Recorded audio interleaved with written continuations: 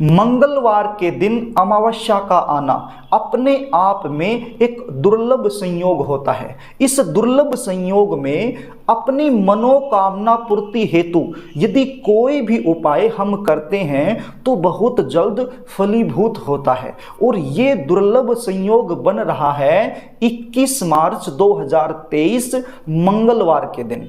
यदि आपकी शादी में लगातार देरी चल रही है, लगातार अड़चने आ रही हैं, बनती बनती बात भी बिगड़ जा रही हैं, आप बहुत सारा प्रयास कर रहे हैं लेकिन फिर भी शादी के लिए कहीं पर भी रिश्ता फिक्स नहीं हो पा रहा है, तो आज जो उपाय मैं आपको बताने वाला हूं, इस उपाय को आपने अच्छे से समझ लेना है। यदि ये उपाय आप 21 मार्च 2023 मंगलवार के दिन कर देते हैं तो यकीन मान के चलिए आपकी शादी के लिए कोई न कोई अच्छा प्रस्ताव जरूर आएगा और आपकी शादी फिक्स हो जाएगी। ये उपाय बच्चे खुद भी कर सकते हैं और माता पिता भी कर सकते हैं। मुझे पता है आजकल के बच्चों के पास उपाय करने के लिए समय नहीं होता है। वो अपनी एजुकेशन में, अपनी जॉब में, अपने व्यवसाय में बहुत ज़्यादा बिजी रहते हैं। तो ऐसी सिचुएशन में यदि बच्चे उपाय नहीं कर पाए तो फिर माता पिता भी अपने बच्चों की जल्दी शादी के लिए ये उपाय कर सकते हैं। कई बार बच्चों की जन्म कुंडली में ग्रह और नक्षत्रों के बुरे बुरे योग बन जाते हैं। कुछ बच्चे ऐसे होते हैं जिनकी जन्म कुंडली में पितृदोष बन जाता है, कुछ बच्चे ऐसे होते हैं जिनकी जन्म कुंडली में मंगल दोष बन जाता है, और कुछ बच्चे ऐसे होते हैं जिनकी जन्म कुंडली का सप्तम भाव या फिर सप्तम भाव का स्वामी पीड़ित अवस्था में आ जाता है, जिसके चलते रिश्ते तो आएंगे, बातें भी चलेंगी, लेकिन कोई भी बात, कोई भी रिश्ता सफलता तक नहीं पहुंच पाएगा, बीच में ही ब्रेक हो जाएगा। देखने वाले आएंगे, देख कर चले जाएंगे, हमें ऐसा लगेगा कि अब की बार तो रिश्ता पक्का हो ही जाएगा, सारी बातें फिक्स हो जाएंगी, लेकिन नहीं हो पाती हैं। और कई बार यदि रिश्ता फिक्स हो भी जाए तो अंत में जाकर के कोई न कोई ऐसी बात निकल करके सामने आएगी जिसके चलते रिश्ता टूट जाएगा। कभी लड़की वाले मना कर देंगे, कभी लड़के वालों की तरफ से ना हो जाएगा। बच्चों की उम्र लगातार निकलती जा रही है। यदि आप इन समस्याओं से जूझ रहे हैं, परेशान हैं, दुखी हैं, तो जो उपाय मैं आपको बताने वाला हूं, इस उपाय को आप अच्छे से समझ लीजिए। कार्यक्रम को आगे लेकर के चलूं, इससे पहले आपसे निवेदन करना चाहूंगा, यदि आप चैनल पर नए हैं और अभी तक आपने इस चैनल को सब्सक्राइब नहीं किया है तो चैनल को सब्सक्राइब जरूर कर लें, बेल आइकन को भी प्रेस कर लें, ताकि हमारी आने वाली इसी प्रकार की नई वीडियो का नोटिफिकेशन आपको मिल सके और वो वीडियो आप आसानी से देख पाएं। तो प्रिय दर्शकों, सबसे पहले तो आप ये जान लीजिए ये उपाय आपने कब करना है। मैं पहले भी आपको बता चुका हूं, 21 मार्च 2023 मंगलवार, इस दिन अमावस्या भी है और मंगलवार भी है, तो इसी दिन आपने ये उपाय करना है। और ये उपाय आपने दोपहर से पहले पहले कर देना है। मैं तो ये कहता हूं आप ये उपाय सुबह सुबह जितना जल्दी करोगे उतना ही आपके लिए अच्छा है। यदि सुबह जल्दी आप नहीं कर पाते हैं तो फिर दोपहर से पहले पहले इस उपाय को कर दीजिए। ये उपाय आपको कैसे करना है, ये उपाय करने के लिए आपके पास क्या सामग्री होनी चाहिए, इसको भी आप ध्यान से सुन लीजिए। अमावस्या के दिन यानी कि 21 मार्च को सुबह आपने जल्दी उठना है, स्नान आदि से निवृत्त होकर के साफ सुथरे कपड़े धारण कर लेने हैं। सबसे पहले आपने एक दीपक तैयार करना है, आटे का एक दीपक तैयार आप कर लीजिए। उस दीपक में आपने शुद्ध देसी घी भर लेना है।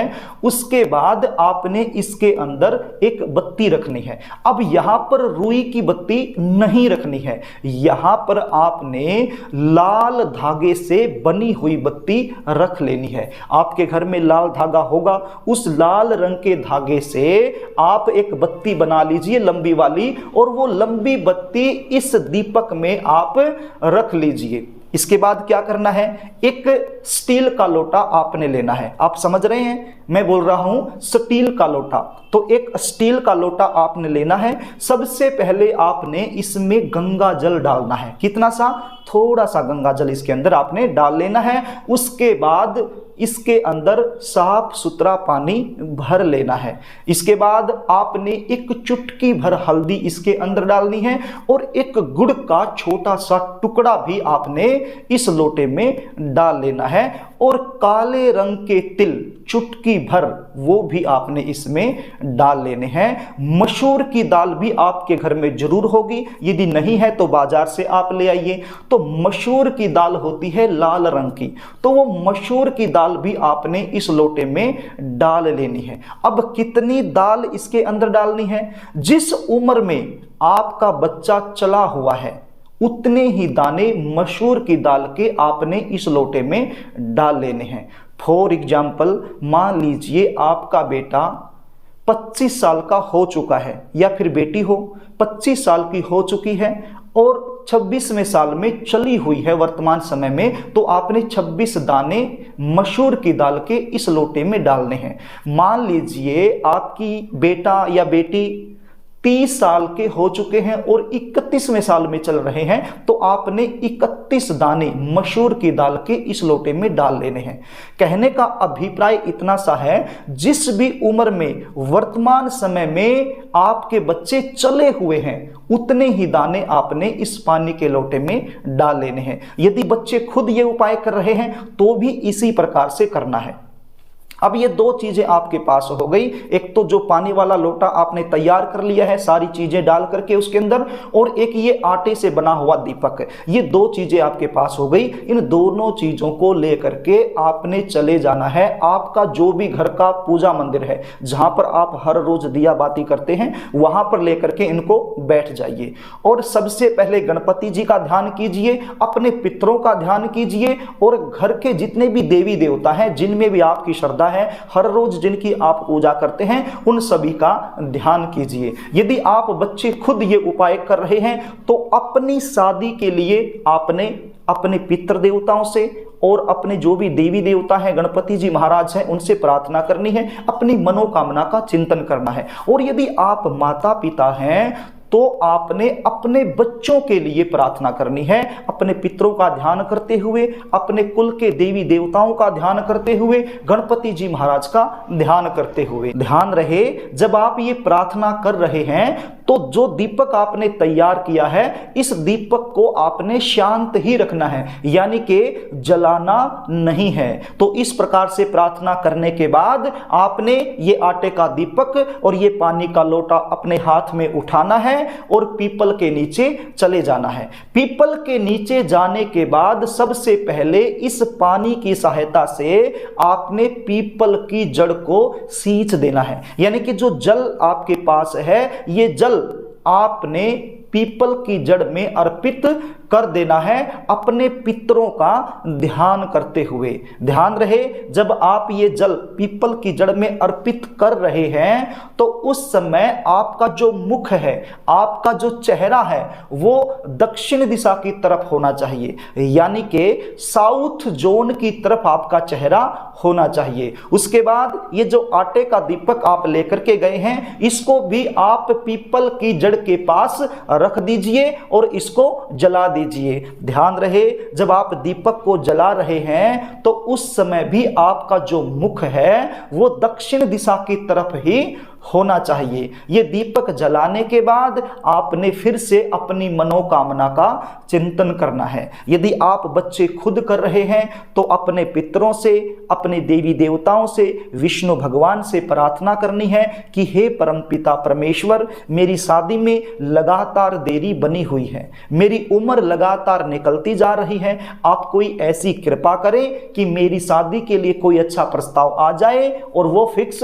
हो जाए और मेरी शादी शादी धूमधाम से बन जाए। यदि आप माता पिता हैं तो फिर आप अपने पितरों से, देवी देवताओं से, विष्णु भगवान से ऐसी प्रार्थना कर सकते हैं कि मेरे बच्चों की शादी में लगातार देरी बनी हुई है, उनकी उम्र लगातार निकलती जा रही है, कहीं पर भी शादी के लिए रिश्ता फिक्स नहीं हो पा रहा है, तो आप हम पर कृपा करें जिसके चलते हमारे बच्चों की शादी फिक्स हो जाए और उनकी शादी धूमधाम से बन जाए। तो इस प्रकार से आपने प्रार्थना करनी है। उसके बाद आपने पीपल के पेड़ की 7 परिक्रमा करनी है। यदि पीपल के पेड़ की 7 परिक्रमा करना संभव नहीं है तो फिर आप अपनी ही जगह पर खड़े होकर 7 बार गोल गोल घूम जाइए। जिस प्रकार से भगवान की परिक्रमा हम करते हैं, इसी प्रकार से अपनी ही जगह पर खड़े होकर गोल गोल घूम जाइए 7 बार। तो ये 7 परिक्रमा मानी जाएंगी और यदि संभव है तो फिर पीपल की 7 परिक्रमा आप कर लीजिए। ये परिक्रमा करने के बाद आप अपने घर को चले आइए।